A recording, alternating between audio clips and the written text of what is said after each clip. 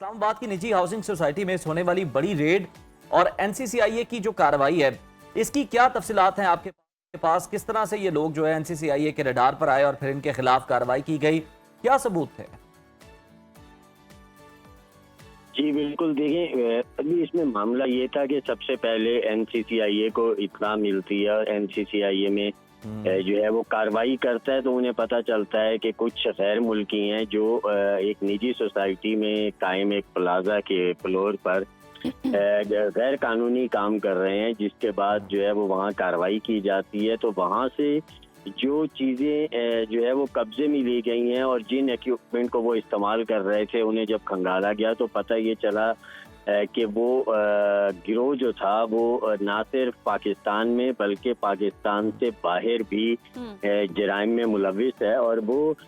फौश मवाद की तैयारी जो है वो वहाँ पर की जाती थी और इसी तरह उस मवाद को जो है वो फरोख्त भी किया जाता था, लोगों को ब्लैकमेल भी किया जाता था और लोगों को जॉब के बहाने से या ये कहा जा सकता है कि जॉब का लालच देकर वहाँ बुलवाया जाता था, उसे ट्रैप भी किया जाता था। तो एनसीसीआईए ने जब इसके ऊपर कार्रवाई की तो उन्हें जो है वो वहाँ से गिरफ्तार किया गया और फिर चूँकि तादाद उनकी बहुत ज़्यादा थी तो इसलिए उसी जो प्लाजा का जो फ्लोर था उसे सब जेल करार दिया गया और वहीं पर उन्हें रखा गया, जिसके बाद जो है वो एफआईए एक्टिव हुई और एफआईए ने जो है वो तहकीकात शुरू की। तो पता ये चला कि ये जो लोग थे ये मुख्तलिफ ममालिक से आए थे और इनमें जो है वो ज़्यादा तादाद जो है वो चाइनीज़ की थी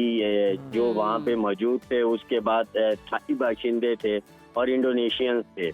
जब ये सारी डिटेल्स जमा हुई तो इब्तदाई तौर पे तो इनके खिलाफ कार्रवाई और तहकीकात जारी थी, इनको जो है वो डिपोर्ट करने के हवाले से फैसला किया गया। तो ये तादाद जो है वो 250 से ज़्यादा हो चुकी थी। उसके बाद जो है वो फिर इसके ऊपर मज़ीद काम किया गया और जिस तरह जब उनसे तहकीकात हुई, उन्होंने इंकशाफात किए,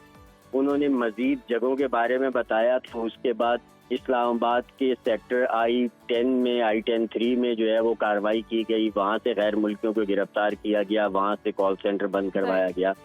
और फिर उसके बाद इस्लामाबाद के एक और सेक्टर में कार्रवाई की गई 11 में, वहाँ पे कॉल सेंटर करवाया गया और हाल ही में यानी 48 घंटे पहले एक कार्रवाई G8 सेक्टर में की गई है। वहाँ से इत्तला, उस कार्रवाई की इत्तला मिलते ही वहाँ पे मौजूद 2 गायब हो चुके थे,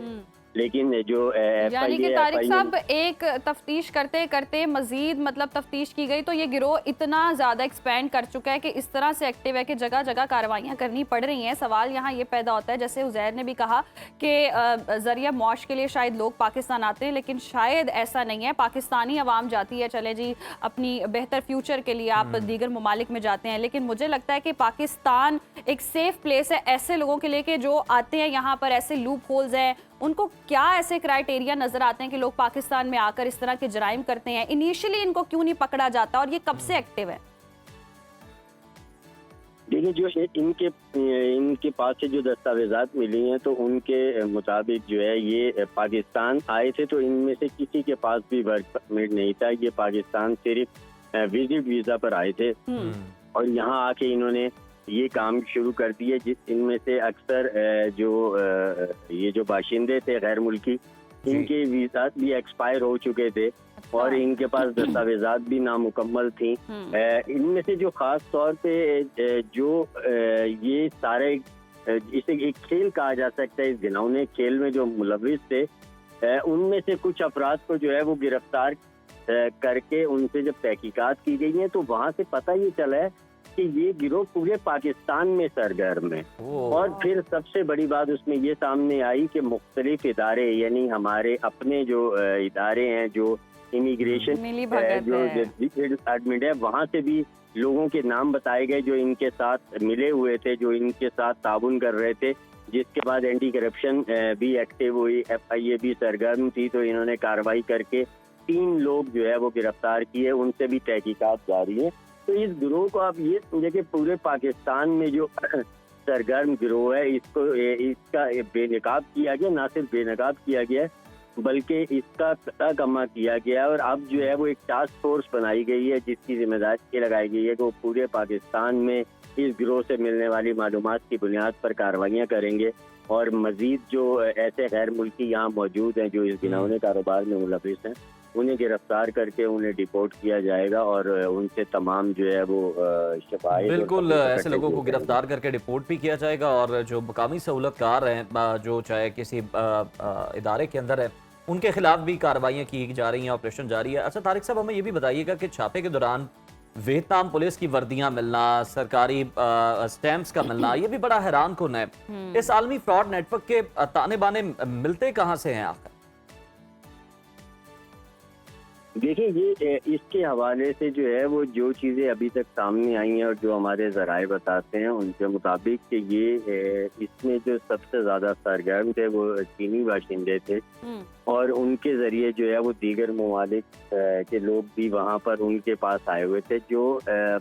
दस्तावेज़ात एक्सपायर जिनके पास से बरामद हुई हैं और वो बड़े इत्मीनान से और तसल्ली से ऐसे काम कर रहे थे कि जैसे उन्हें